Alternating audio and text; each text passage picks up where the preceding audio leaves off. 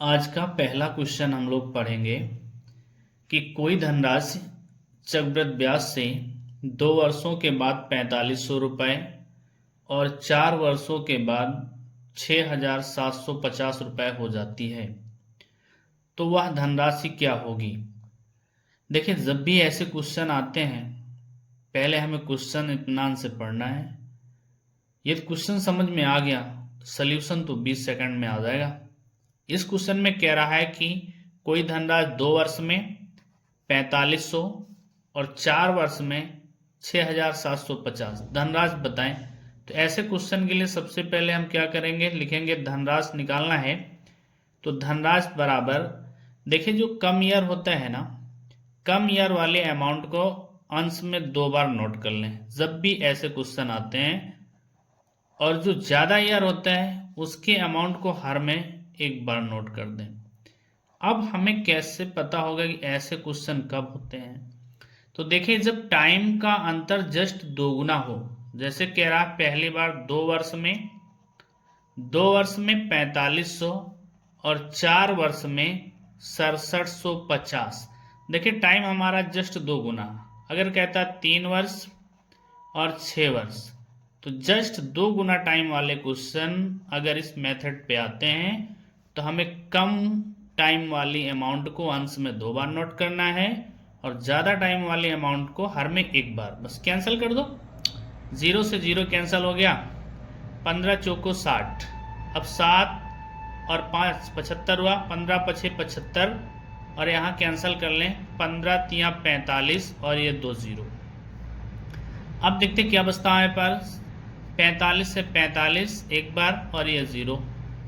अब बचा हमारे पास 300 और गुणे में 10, यानी वो धनराशि बनी 3000 रुपये। नेक्स्ट क्वेश्चन,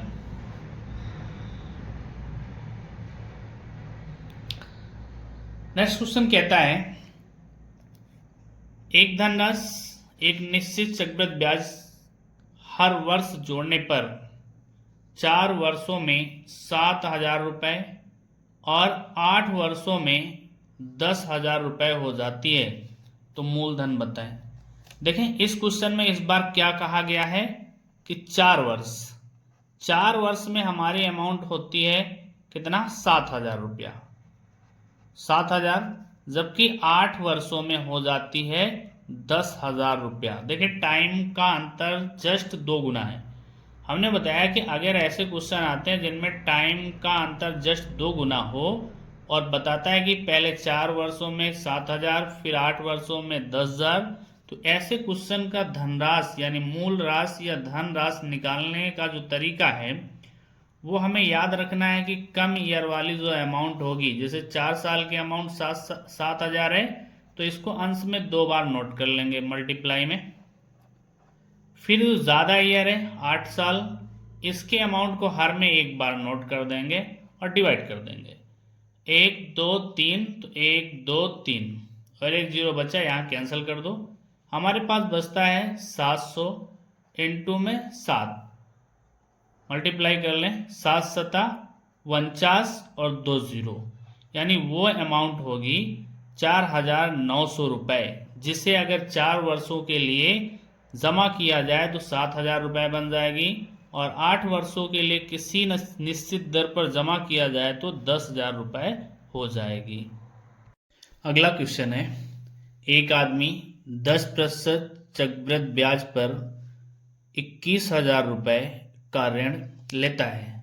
हर वर्ष के अंत में उसे बराबर कितनी राशि देनी पड़ेगी कि 2 वर्षों में ऋण का भुगतान हो जाए। देखना है कि ये क्वेश्चन हमारा किस्त वाले क्वेश्चन है, और किस्त वाले जो क्वेश्चंस हैं इनको सॉल्व करने का देखें तरीका। सबसे पहले जितना ब्याज दर है, जैसे 10% है तो 10% हटाइए और बटे में 100 लिख दीजिए। अब देखिए इसका मतलब हुआ कि ये हमारा मूलधन हुआ और ये हुआ ब्याज। अगर हम 100 रुपये जमा कर रहे हैं तो हमें 10 रुपये ब्याज मिल रहा, कब, जब हमारी ब्याज दर है 10%। हम इसको 0 से 0 कैंसिल कर दें तो कहने का मतलब हुआ कि अगर हम 10 रुपये जमा करेंगे तो हमें ब्याज मिलेगा 1 रुपये। अब देखें, इतना निकाल लेने के बाद हमें एक तरफ लिखना है मूलधन और एक तरफ लिखना है किस्त। अब ये तो हमें पता है कि किस्त जो होती है, किस्त में मूलधन प्लस ब्याज होता है। आप सबको पता होगा कि अगर हम बैंकों में लोन लेते हैं तो बैंक जो किस्त बनाती है उस किस्त में मूलधन होता है प्लस ब्याज होता है। तो इतना याद रखना है कि किस्त जो होती है, किस्त में मूलधन प्लस ब्याज होता है। अब यहां हमारा मूलधन फर्स्ट ईयर 2 सालों की बात है तो 2 साल लिख लो, पहला साल और दूसरा साल। पहले साल में मूलधन हमारा 10, तो किस्त हो जाएगी 10, तो मूलधन उस पर 1 रुपये ब्याज लगेगा 11।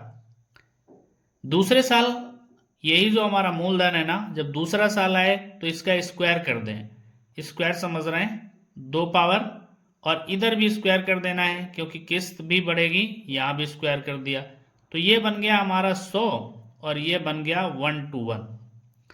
अब कहता है कि बराबर किस्तें देनी है, बराबर कितनी राशि देनी होगी। अब किस्त बराबर करने का मतलब है कि यहां देखो 121 है और यहां 11 है, 121 11 का स्क्वायर है, इसका मतलब है कि यहां हम 11 से गुणा करें, और मैथ कहती है कि अगर एक तरफ गुणा हुआ जिस डिजिट से, उसी से दूसरी तरफ भी गुणा होगा। यहाँ देखो किस्त बराबर करने के लिए यहाँ 121, यहाँ 11 बराबर करने 11 से गुणा किया, तो इधर भी 11 से गुणा करेंगे। अब 11 से गुणा करेंगे तो ये बन जाएगा हमारा 110। अब देखें हमारे पास दिया क्या है, मूलधन, तो मूलधन को जोड़ लो, तो मूलधन हमारा बना कितना, 110 में 100 जोड़ेंगे 210, इसको मान लो कि 210 यूनिट्स ये हमारा मूलधन है। अब देखें 210 यूनिट की वैल्यू कितनी दी गई है, तो 210 यूनिट जो दिया गया है उसकी वैल्यू दी गई है 21,000 रुपए।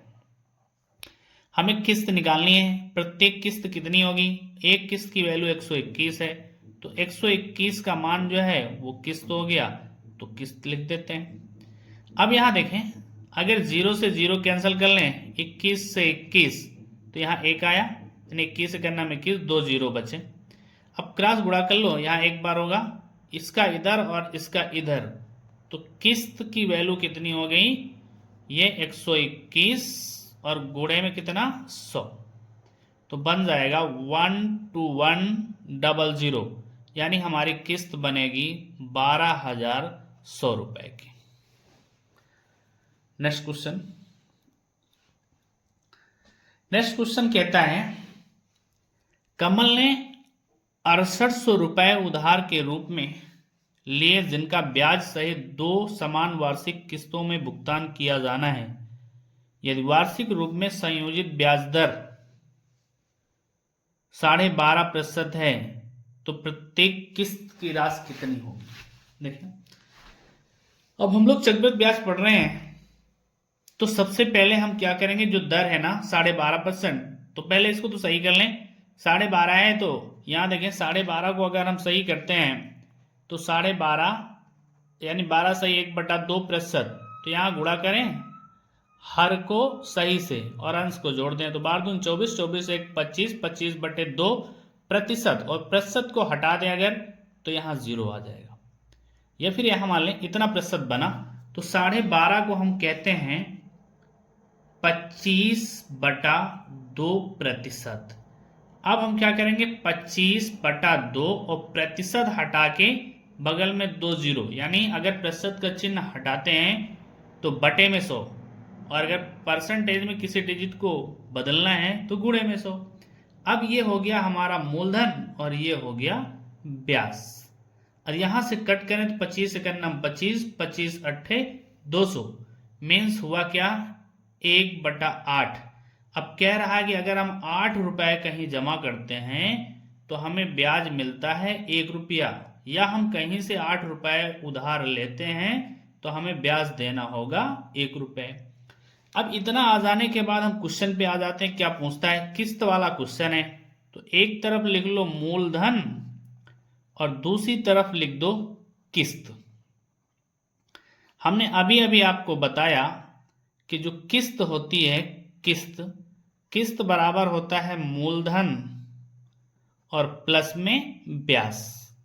ये तो आप सबको पता है कि अगर हम बैंक से पैसा लेते हैं तो जो किस्त हमारी बांधी जाती है उसमें मूलधन प्लस ब्याज होता है।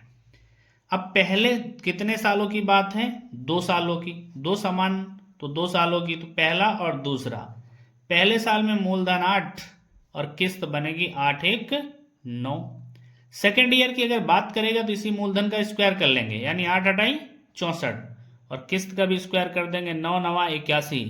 लेकिन कह रहा है कि दोनों किस्तें समान होनी चाहिए, तो यहाँ तो देखो 81 और यहाँ 9 है। किस्त बराबर करने के लिए यहाँ 9 से गुणा करेंगे, और मैथ में याद रखें एक तरफ अगर गुणा किया तो उसी डिजिट से दूसरी तरफ भी गुणा करना होगा। तो ये बन गया हमारा 72 और ये बन गया हमारा 81। तो किस्तें देखो बराबर हो गई। अमाउंट हमारी दी गई है यानी मूलधन दिया गया है, तो यह मूलधन को जोड़ लो। अब 4 2 6 और यहाँ 7 6 13, यानी हमारा मूलधन इधर बना 136 यूनिट। और हमें याद रखना है कि 136 जो यूनिट है इसकी वैल्यू दी गई है कितनी? 68। तो 68 को हम लिख लें 68 गुणे 100। जो 6800 दिया है 68 गुणे 100। और हमें निकालना क्या है? प्रत्येक किस्त। किस्त कितनी है? 81। तो 81 बराबर, यानी हमको किस्त निकालनी है। अब यहां अगर देखें हम 2 से डिवाइड करें, बराबर का साइन होने पर यह याद रखें कि अंश से अंश में डिवाइड किया जा सकता है और अंश हर को भी डिवाइड किया जा सकता है। जैसे 136 को 81 से काटा जा सकता है और 136 को इधर 6800 से। तो यहाँ अगर 2 से काटें तो 2 छक 12 और फिर 1 और 6 2 8 16, 136 कट गया। और यहाँ काटें 2 पंचे 10 और 0। अब देखें 68 गन्ना 68, 68 गन्ना 68। अब हमारे पास इधर क्या बचता है? 1। तो इधर जब 1 बचता है तो हम लिख लें कि किस्त। किस्त बराबर आ जाएगा कितना? 81 और गुणे में 50, गुणा कर लो 0, 5 गन्ना 5 और 8 पन 40, यानी हमारी किस्त आएगी कितने रुपए की? 4050 रुपए की।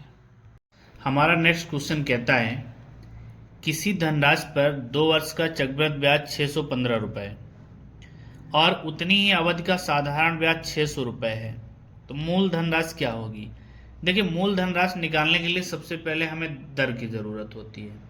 अगर हमारी दर क्लियर हो गई तो हम धनराशि निकाल लेंगे। तो देखिए, ऐसे क्वेश्चन जब भी आए ना, या तो फार्मूले से निकाल लीजिए या सीधे निकाल लीजिए। देखिए दोनों में डिफरेंस कितना है।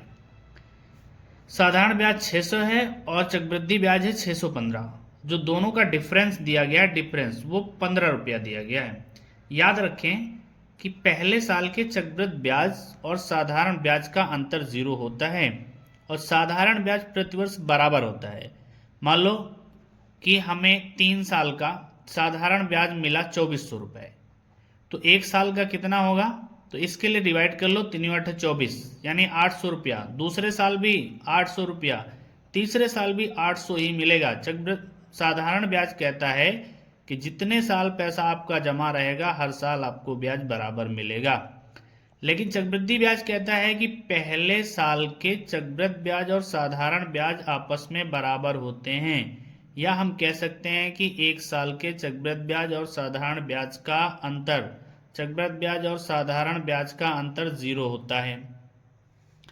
इस तरह से देखें, जब ऐसा अगर है तो हम 1 साल का, 2 साल 1 साल में तोड़ लें। तो अगर हम साधारण ब्याज की इधर बात करते हैं, साधारण की, तो देखें पहले साल भी साधारण 300 मिलेगा और दूसरे साल भी साधारण कितना मिलेगा? 300 रुपया, क्योंकि साधारण ब्याज हमेशा बराबर होता है। लेकिन अगर हम चक्रवृद्धि ब्याज की बात करेंगे, सीआई की, तो पहले साल तो 300 ही मिलेगा, लेकिन दूसरे साल क्या होता है? ब्याज पर ब्याज मिलता है। कहने का मतलब ये जो 300 रुपए है ना, ये तो रहेगा प्लस इस 300 का ब्याज मिलेगा। तो देखें जो 300 यहां पर जैसे 615 है, तो हमने पहले साल तो 300 हो गया, नोट कर लिया, बचा कितना? 315।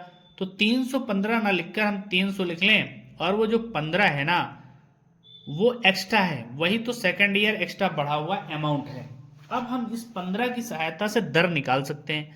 अब ये जो 15 रुपया एक्स्ट्रा मिला है ना, ये किसका ब्याज है? पहले साल जो चक्रवृद्धि ब्याज मिला। तो देखिए 300 रुपए जो पहले साल चक्रवृद्धि ब्याज मिला उसका कितना परसेंट है? तो मानते हैं R% बराबर 15 रुपया। तो 0 से 0 कैंसिल हुआ, 3 एक नम 3, 3 पछे 15, यानी हमारी दर निकल आई कितनी? 5%। इस तरह से हम क्लियर कर लिए कि हमारी दर 5% हो गई। अब अगर दर 5% हो गई तो मूलधन निकाल लो। कैसे? 2 वर्ष का साधारण ब्याज है 600 रुपए। जब 1 साल की हमारी दर कितनी दी गई? 5%। तो याद रखें 2 साल की कितनी हो जाएगी? 5 दून 10, और 10% की वैल्यू कितनी है? 600 रुपए। और मूलधन हमें निकालना है, और मूलधन होता कितना है? 100%। अब देखिए 0 से 0 कैंसिल कर दें, 1 से गुणा करेंगे तो मूलधन ही रहेगा, और 600 में यानी 600 गुणे 10, तो हमारा मूलधन हो गया 6000 रुपए। Next question.